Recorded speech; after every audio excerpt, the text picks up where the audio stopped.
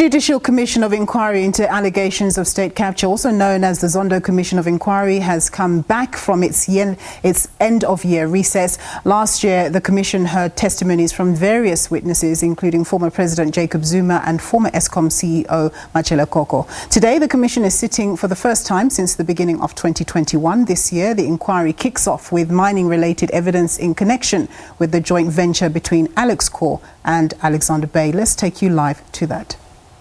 Is there a time period that applies to when you can mine, when you can't? What determines?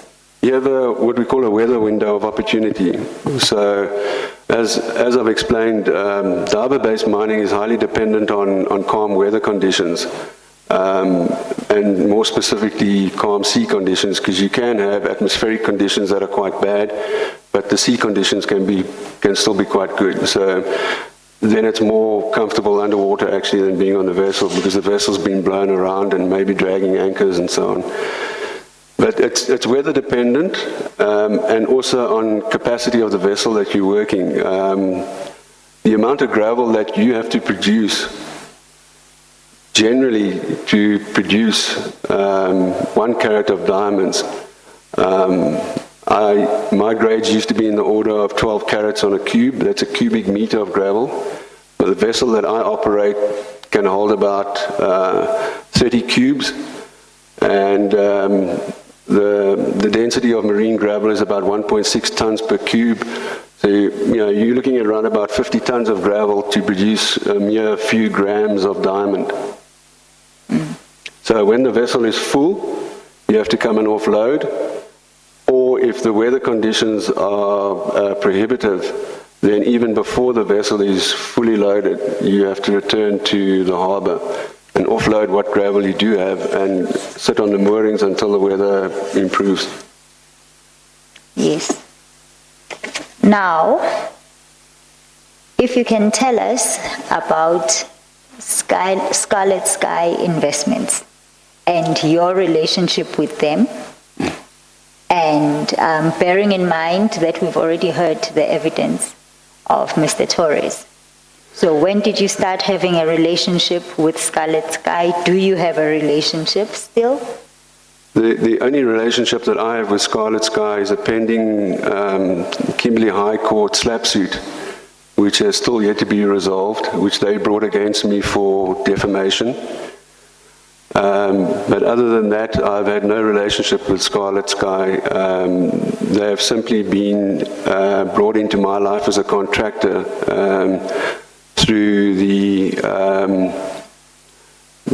decisions and behaviours that were highlighted earlier today. So the adversarial nature of my relationship with Scarlet Sky began in 2016, because the minute that Scarlet Sky was awarded the contract, there was a lot of consternation amongst my fellow contractors at the time about the lack of transparency and the secrecy about who Scarlet Sky was. It was a strange name that nobody had heard before. No mention of diamonds anywhere in it. There was no track record. I myself at that time had, while still being a very active member of the Equitable Access campaign, I had not been able to focus too much attention in the early years from 2015 on Scarlet Sky, because I've been very involved in developing a piece of technology that's capable of being able to penetrate through the sediment overburden.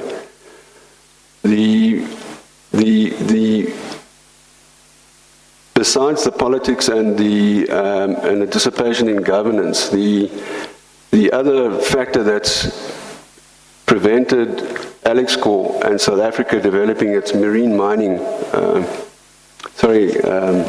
Ms. Abia, how did I get the relationship? Yes.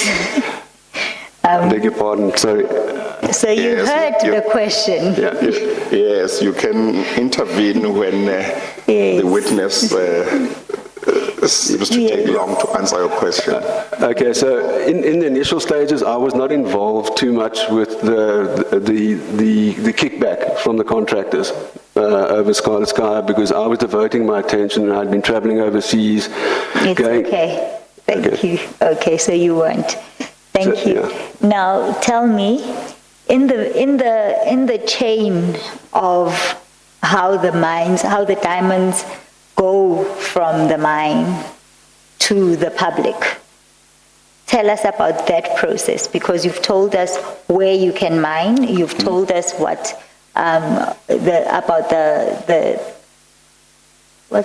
you said the size, the size of your volumes of gravel. Yes, and all of Okay. those things. So tell us about that process. From you now have this, you have a contract to mine for the PSJV. What happens from when you mine to where I buy my ring? Okay. So as marine diamond mining contractors, our job is to produce diamond-bearing gravel off the seabed. We do that using specialized equipment designed specifically for that. We deliver the ore that we mine off the seabed to the harbor in Alexander Bay. That bulk gravel is held for a period at the harbor, possibly a day or two before it is transported inland to Alexkor's plant, situated near the administration building. Is this done by the contractor? The mining contractor transports it to the No, Alexkor mine? the contractor delivers the gravel to the harbor, and as soon as that gravel is offloaded from the vessel, control over that gravel falls into the hands of Alexkor, or the PSJV in this case. So Alexkor PSJV then transport the bulk gravel to the plant. When it arrives at the plant, it will be put into a gravel pound, which is fenced off, where there's security access. And it is usually the case that you don't bring your gravel straight from the harbor and put it into the plant, because there are other contractors that are ahead of you that are processing gravel. So when you arrive at the plant, you will stand in a queue. You might have to wait an hour or two, but when your gravel is ready to be processed, they will flush the system, and then they will start what we call drawing your gravel out of a surge bin. Is that done in the presence of the contractor? That is correct. The contractors are called to the gravel pound when it is time to fill the bins, and it is the contractors working together with Alexkor PSJV personnel that use a front-end loader to hoist the gravel up above the feed bins, and then the contractors manually open up the bottom of the bulk bags to allow the gravel that's been placed in it while out at sea. Because when we mine out at sea, the gravel that gets kept on the vessel to be processed is only a certain fraction of the full amount of material that comes off the seabed. So it's maybe plus 2 millimeters, minus 25 millimeters that gets retained and stored in those bulk bags. But at the plant, those same bulk bags that get filled while you're out at sea then get emptied into the gravel bin. From the gravel bin, the gravel then reports to the first phase of the recovery process. And that is to reduce the bulk of the diamond-bearing material. Okay, Mr. Crathon, I think you are possibly giving us too much detail. Okay. So what I need you to tell me are the steps that before it gets to the that are sales. involved, yes, Okay. in the process. So, And when you are explaining that part, all of that, you must just remember to tell me whether the contractor is there, the contractor is keeping an eye on what's going on, or who is doing what. But Okay. very high level, Mr. Creighton. We Understood. don't want to know about the separating and what falls out and Understood. at the stage. So when it arrives at the plant, it goes through three distinct phases, where eventually, from perhaps 50 tons of gravel, you'll end up with maybe 10 or 15 carats. Sometimes you have a huge amount of diamonds from very little gravel, and the converse is also true. The grades are very erratic. But the time that the gravel is being processed inside the plant is controlled by PSJV personnel called plant operators. In addition to the plant operators, there are also outsourced security personnel and in-source security personnel that patrol the plant. And as the gravel progresses through the plant, the risk of theft grows greater, because you start off with a very large needle in a haystack. You start off with a needle in a very large haystack, and that haystack gets progressively smaller and smaller. And as the haystack gets smaller, the risk of theft becomes greater, because it's easier to... Is the contractor there at the time? The contractor is not there all the time, but the contractor is always at the final recovery, where the diamonds are fed onto, the super concentrate, the remains... Oh, Mr. Creighton, don't tell us about the super concentrate. Okay. In that much detail. That's where the glove boxes are. Yes, but you need to tell us that the diamonds get from the harbor to this place for the purposes of sifting, for example. I don't want to be feeding you evidence. Okay, so but I'm explaining that we don't need to know the actual process as if we are present when this is happening. So when it comes to matters that you know are not controversial, you can later on those. Yes. On matters which you know won't be disputed by anybody. Thank you. Like I'm sure the processes that you're talking about. Yes. Yeah. Yes. Okay, thank you, Chairperson. So once the product has been recovered, it then gets weighed in through a process controlled by Alexkor. There's a register, a little register, which is colloquially referred to as a inweegboekie. The inweegboekie is a book which is countersigned by the contractor as well as the Alexkor PSJV representative, where you record the quantity and the weight of the diamonds that have been recovered, and generally stones over 1 carat are weighed and recorded also individually. And then what happens when you have recorded the stones that have been recovered? At that point, the diamonds are then put into a safe custody, and we are given a receipt out of the inweegboekie. And unless you go to the sales, that is the last that you see of your diamonds. What happens to the diamonds? So the diamonds then they accumulate during what is referred to as a production cycle. So a production cycle is the period from when there's a production cutoff to enable the mine to reconcile its production for a period and prepare the production in that period for sale, and when the next period starts.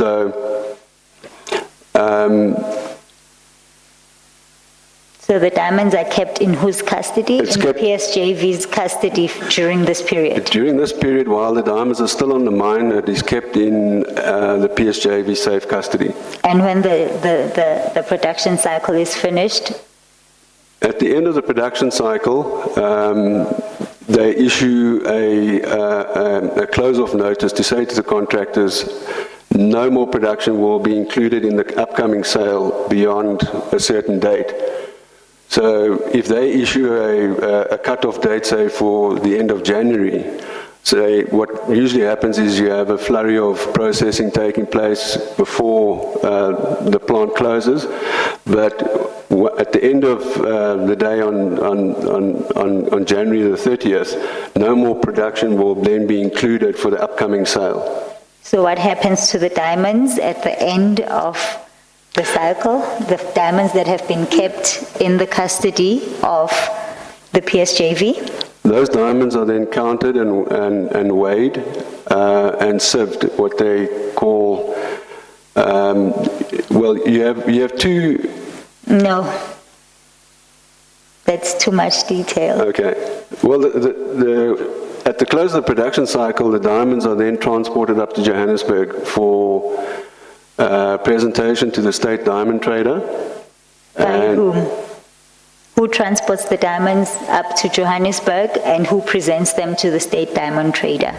I do not know who transports the diamonds from what we call the mine gate. It's an industry term. When your diamonds leave the mine, you talk about the diamonds leave the mine gate.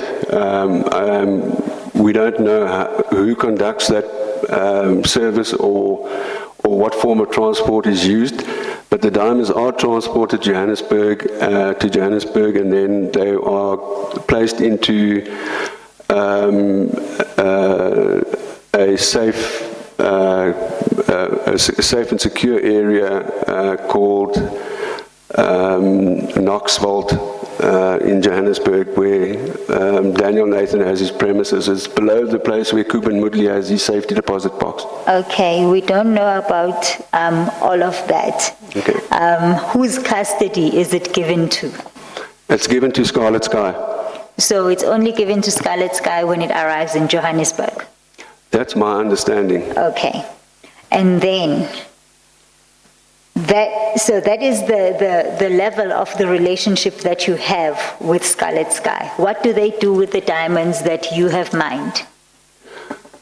The diamonds that the contractors, such as myself, mine, are first. Remember, we're now just talking about Scarlet Sky. And what do they do when they receive your diamonds? When they receive the diamonds, they prepare them for viewing for the state diamond trader to select their 10% representative sample. They select 5% for beneficiation, and the balance, 85%, then goes on auction at their premises. But I've never been to those auctions. Some of my colleagues have been up to the auctions, but I've never been. And then you next hear when you get your money. Is that when you next hear what has happened with your diamond? Well, a sales cycle from the time that the diamonds leave the mine gate until the time that they've gone through prep for the auction and the payout is usually about 2 weeks. It's about a 2-week period from the time that your diamonds leave the mine till the time that you get paid out. Okay. So, you have said that your relationship, you did not have any problem with SSI at the beginning. I did not have any problem with SSI in the beginning. Okay. And who determined the price at which your diamonds were being sold? Well, the diamonds are supposed to be valued on the mine for 2 reasons. Number one is to insure the diamonds for their fair value.